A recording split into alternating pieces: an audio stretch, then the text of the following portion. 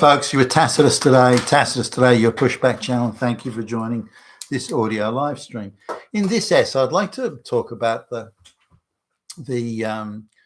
issue that's concerning a lot of Jewish theologians, Jewish activists, and Jewish futurists. There seem to be a surprising number of Jewish futurists, and they usually perceive the future with a surprising amount of gloom. You know, there's another Hitler just around the corner, and all this sort of thing. But some of their concerns are, worth looking at, and that's the purpose of this essay.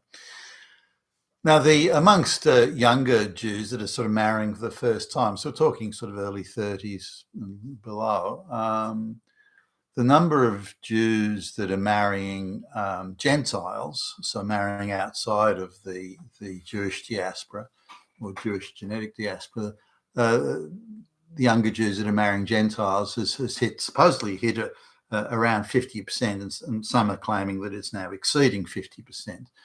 So 50% of all Jews, at least 50% of all Jews, thus the claim is, are now marrying Gentiles, goyims. And so this is viewed with horror. And in fact, one Jewish commentator suggests that it's going to be a form of, or tantamount to, a form of self-inflicted genocide if Jews aren't getting together, Jews marrying other Jews and procreating to create more Jews and so on, and bring up Jews in Jewish households where they're get a special Jewish education. They learn to respect the rabbis, and they get especially educated on the wickedness and evilness of Gentiles and this sort of thing, and to be brought up as Jews who are suspicious of Gentiles and who believe they have to take always drastic action because another Hitler is again just around the corner. So, how helpful that attitude is to fitting in with the people around you is another discussion. I'll come back to that in a minute. But just on the issue of Jews marrying Gentiles, now the radical activist Jews, those who were brought up in the strictest, most devout and pious Jewish households, there's not much drift away to marrying Gentiles there. So the more radical elements are still sticking intermarrying with other Jews and so on, and staying within activist cabals where they all share stories of the wickedness of centuries past of Gentiles, what Gentiles did to them, the evil Christians, and so on and so forth. And they're still staying, but their numbers appear to be, on a relative basis at least, diminishing.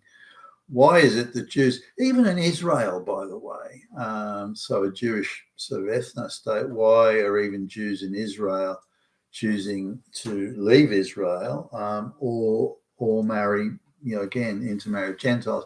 Now, the number of Jews in Israel, the drift to marrying or intermarrying with Gentiles is not as pronounced, although it's still there. Now, I don't have figures of what intermarrying with Gentiles was like, say, 100 years ago, for example. So it's a bit hard to say, but I can assume, or it's reasonable to assume anyway, that say in Germany in the 1930s, and the Nazi government was said that if both your parents were Jewish and you lived the Jewish sort of existence, then they wanted you to leave Germany, and again, a lot of resources were put on so that the Jews could leave Germany and go to other, wherever else they wanted to go, United States or wherever.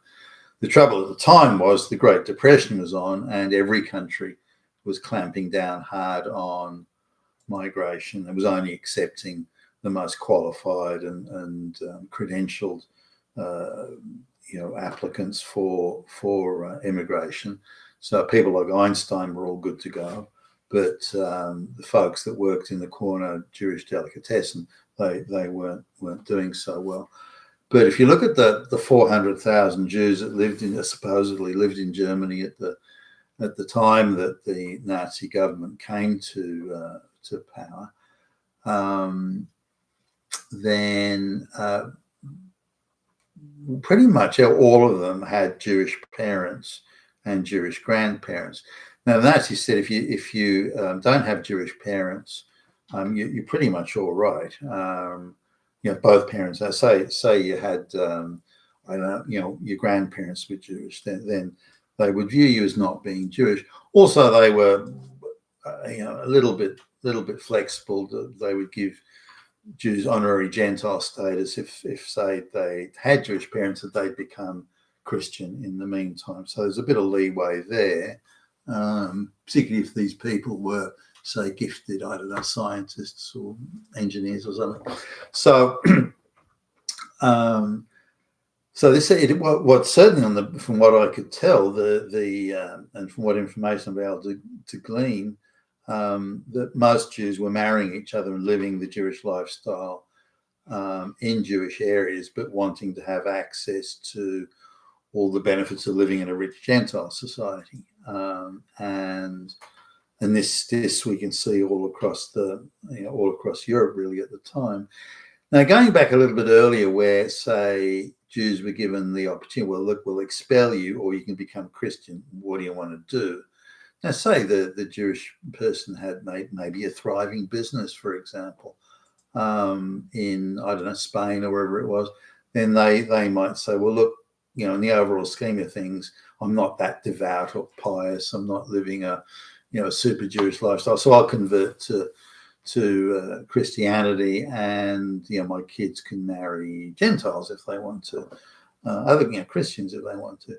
So there was obviously some of that going on. It's hard to quantify how much was due to practical necessity, desire, coercion, or threat, or so that's a bit harder to separate out.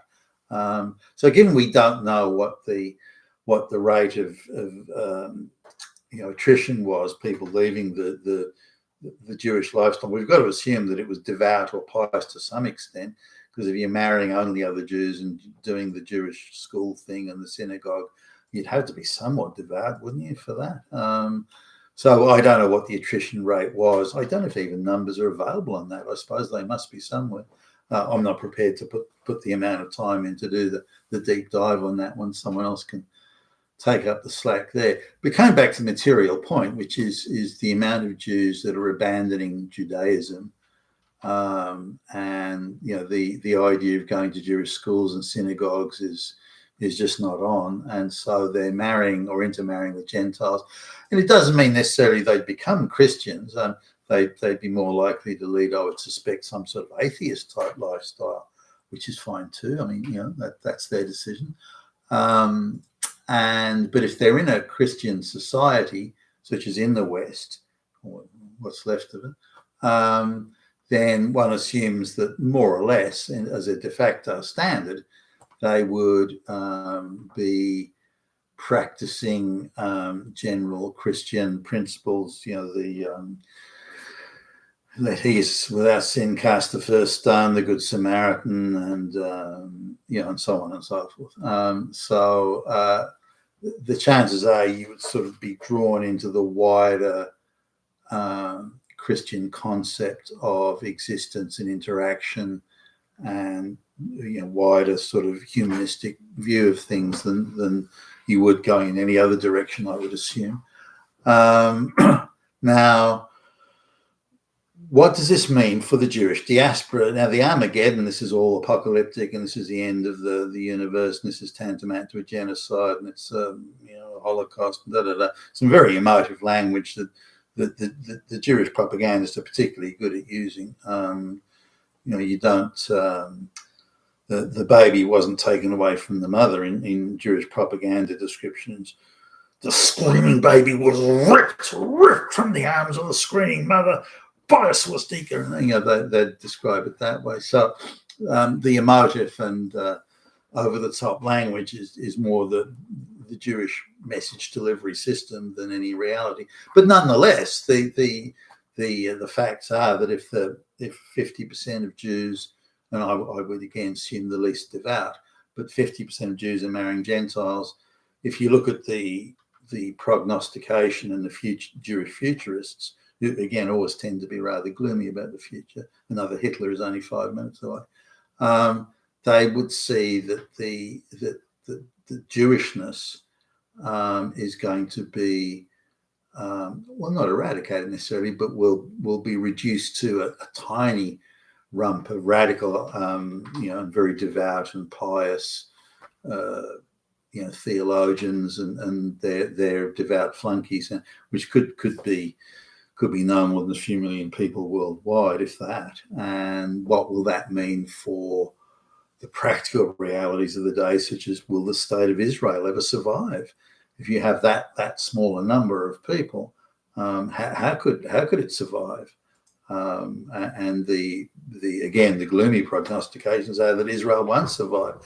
And if this rate of attrition away to marrying Gentiles continues, the state of Israel would be lucky to last another 50 years. Whether or not they have a rich patron like the United States or someone else, lucky to survive that long.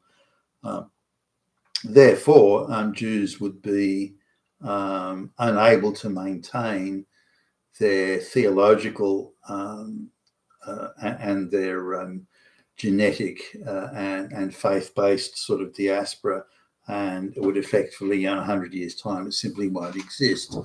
Now, Islam, by contrast, given that it's got such a heavy, low IQ peasant base in the third world countries, that not only will exist, but will continue to grow in numbers. So, sheer population mass will overwhelm all others, including Christianity, by the way things are going at the moment, at least. So the Jewish concerns from that perspective are real. The next question is, well, does that matter? Should it matter? Jews are quite happy that Christianity is eradicated. Catholicism, that sort of thing, and that seems to be that protects us, that protects our diaspora. But I've always maintained that Jewish attempt to undermine Christianity in the West, whether it's through LGBTQ parades or black lesbians reading stories to white Christian kids, or saying however you want to look at it, mass migration and so on. This once the two things that the Jewish diaspora was wanted, the Ashkenazi Jews, we could say, was to go to rich societies because that's where the opportunities are the greatest. Those rich societies were always Christian societies and why were they rich? Because they had things like the rule of law and due legal process and somewhat independent courts and commerce-friendly type organizational structures and so on. So the Jews were drawn to that. The Jews never want to go to the dirt poor countries. So once you get the Christian countries eradicated or diluted to a point where they cease to be Christian countries, then the rule of law, due legal process, contract law, organization structured for doing wealth acquisition and wealth, growing wealth and so on, the innovation, the invention, all that sort of thing will all be gone. And so the Jews will say, well, now that Christianity, all that stuff's gone, we're protected now. We never need to worry about another Hitler. But then all sorts of other unpleasant doors are opened up. Firstly, there'll be few rich countries, to go to. The rich countries won't be clustered in a group. There'll be no rule of law. There'll be just Sharia courts and Islamic law, which I don't think will be particularly favourable and tolerant of Jews and their business practices. So in effect, the Jews will vanquish, one perceived, because it was always going to create another Hitler, vanquish one perceived threat, but they'll create three more threats, which will be infinitely more dire. But more importantly, they'll vanquish any or undermine and thus indirectly create a situation where there's no place in the world they can go to that's rich and stable, even though it may have produced a Hitler, unlikely, but even though it may have produced a Hitler, there's no place they can go that's rich, white and stable where they can themselves acquire great wealth. So this is going to be, I think, one of the greatest tactical mistakes and overreaches that any diaspora has ever undertaken, and I think it's happening right in front of us now. and this, today, and will only get worse. So perhaps the Jews do have something to worry about, on not just the attrition through marrying Gentiles, but on a whole number of fronts. The problems, many of which are of their own making, I would argue. You've been a Tacitus today to your Pushback channel. Thank you for listening.